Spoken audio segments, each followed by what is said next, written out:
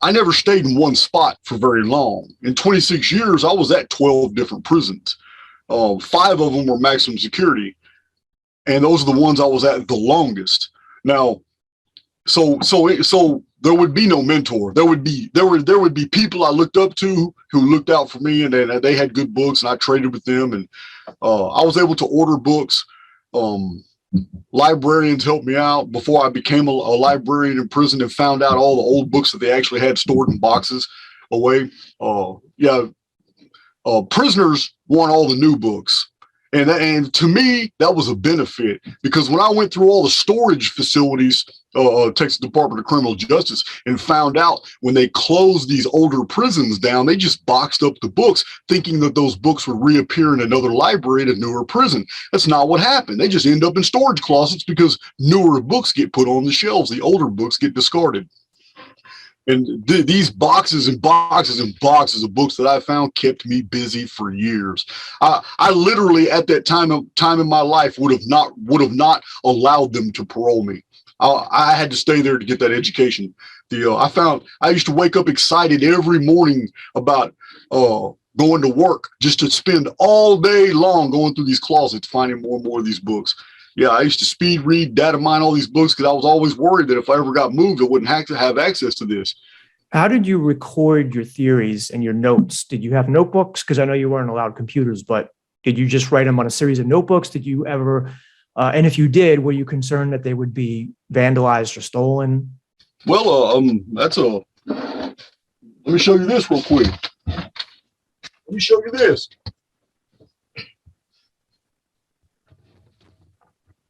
There goes one piece. Do you see this? Mm-hmm. Yep.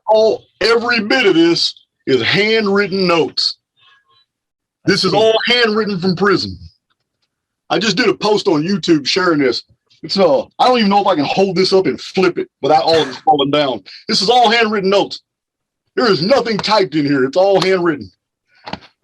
This is well over like 1,500 pages. I'm gonna put this down before I drop it. But I hand wrote notes, and that's those right there that I have not released. The information that I have not released on YouTube yet is all in that stack. Now, I have typewritten notes from prison as well.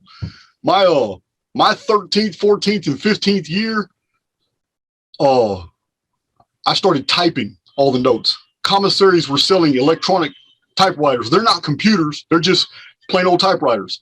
But I started typing all my notes. But the hundreds, more the thousands of pages of notes that I had handwritten, I didn't go back and type those. They're still handwritten. What I had done, though, is when my family came to visit, I would have a whole red, we call them chain sacks, but whole red chain sacks full of notes, all chronologically arranged or by topic in folders. And I would mark them and date them, and I would give them to my family, and they would take them home. And after 26 years, you have no idea the feeling that came over me when I went home.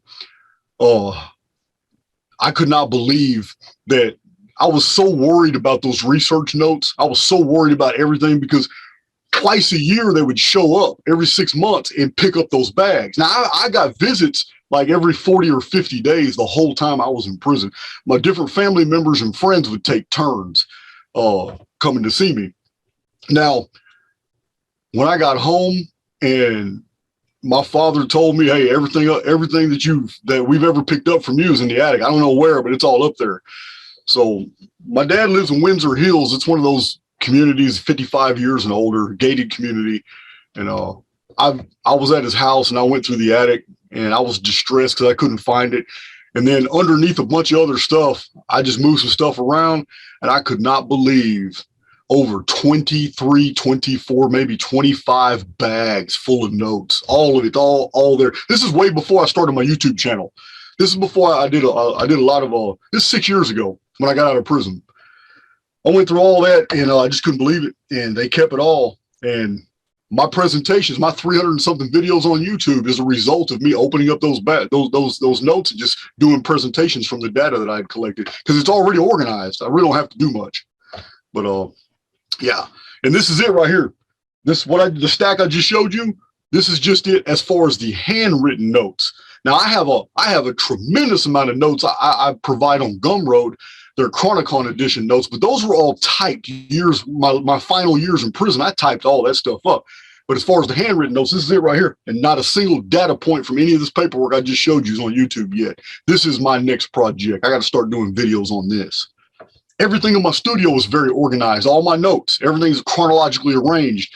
All my files are just like you said, by virtue of long incarceration, this structuring was basically implanted in me. It's my whole being is codified with structure. So that's who I am today. I'm very organized in my presentations and in my daily life. Were you like associated with any like gangs in prison? Did they require you to train and work out? Okay. When I first went to prison, I was affiliated. When I first went to prison, I've already explained in many videos, my first 10, 11 years, I was absolutely immersed in prison culture. I'm not going to sit here and tell you what that affiliation is. It's a part of my past, and I'm not going to put that organization out there in the public mindset. They're well known to the Texas Department of Criminal Justice, U.S. Marshal's Office. They're well known by law enforcement entities, but I'm no longer a member of that for the simple fact is in 1998 and 1999, the two guys that ran that organization changed the Constitution. The original Constitution for that organization was not racial. When they recodified all the dictates that members had to follow in that Constitution for that gang, which is more, it's not a state gang, it's nationwide.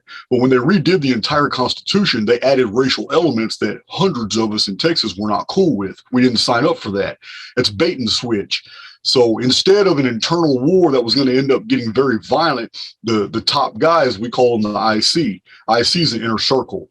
They decided, look, man, we need to have an open door policy for about a year. So all these guys that are having a problem with the new Constitution and the new bylaws can go ahead and just walk out. Because ordinarily you can't, without an open door policy, you can't leave. There's an old saying, blood in and blood out. So you can't just walk away.